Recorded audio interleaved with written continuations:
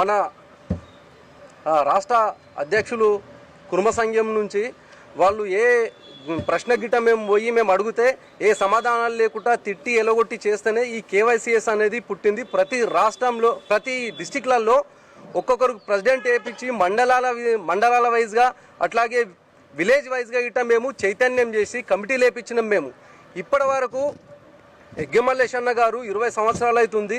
అప్పటి నుంచి ఏ మండల్ కమిటీలు లేవు, ఏ డిస్టిక్ కమిటీలు లేవు. మనం కురుమలం అనేది గిట్ట మనకు తెలియదు. మనకు ఇప్పటి వరకు అందరూ యాదవ్లనే పెట్టుకుంటున్నాం. మనము నా పెళ్లి గిట్ట నేను శ్రీనివాస్ యాదవ్ అని పెట్టుకున్నా, బీర్ల శ్రీనివాస్ యాదవ్ అని. ఎక్కడ చైతన్యం చేస్తున్నావు అన్న ఎగ్గమల్లేష్ అన్న? నువ్వు ఒక్కసారి గుర్తుంచుకోండి. మీరు మన కురుమల్ని పక్కతో పట్టించినావు. నువ్వు అసలు ఎక్కడ చూసినా అని మన చైతన్యమే లేదు. నువ్వు చైతన్యం చేసినట్టు ఇప్పటి వరకు మనకు ఎంతోమంది ఎమ్మెల్యేలు అవుతుర్రి. ఒక ప్రభుత్వాన్ని మనం నిలదీయాలి. మనం నిలదీస్తే మనము ప్రెస్ మీట్ పెట్టి మనం ఇన్ని లక్షల మంది ఉన్నాం, 30 నుంచి 35 లక్షల మంది ఉన్నాం మనము అని చెప్పి ఒక ప్రభుత్వానికి హెచ్చరికిస్తే మనకి ఎమ్మెల్యే టికెట్లు ఇస్తారు. అదేవిధంగా మనం చైతన్యం అవుతాం. కానీ నువ్వు ఎక్కడ చైతన్యం చేయలేకుండా పోయినావు నువ్వు ఇప్పటి వరకు. అట్లాగే మన బీర్లా ఐలన్న గారు, దయచేసి మీరు మా కేవైసీఎస్ 60-70% వచ్చి మీకు ప్రచారం చేసినాం. మీరు ఒక ఎమ్మెల్యేగా నిలబడడానికి మేము ప్రచారం చేసినాము, మేము గెలిపించుకున్నాము. నేను బీజేపీ, నేను శంకరపల్లి మండల అధికార ప్రతినిధి.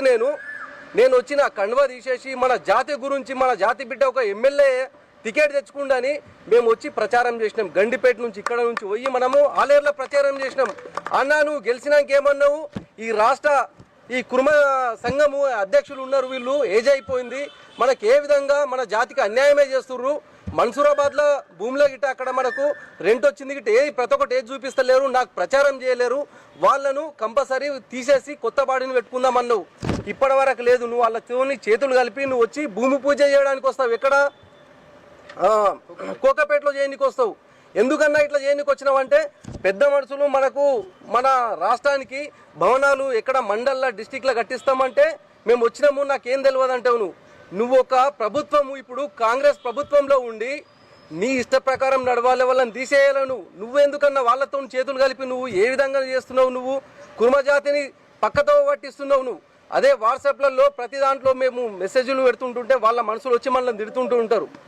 నువ్వేం చెప్పినావు 15 రోజుల కింద? బీర్లా ఐలన్న గారు ఒకటి గుర్తుంచుకోండి. నేను ప్రెస్ మీట్ పెట్టి బండారు పట్టుకొని నేను ఈడ కోకపేట భవనంలో వచ్చి నేను చెప్తా. ఏమని చెప్తా?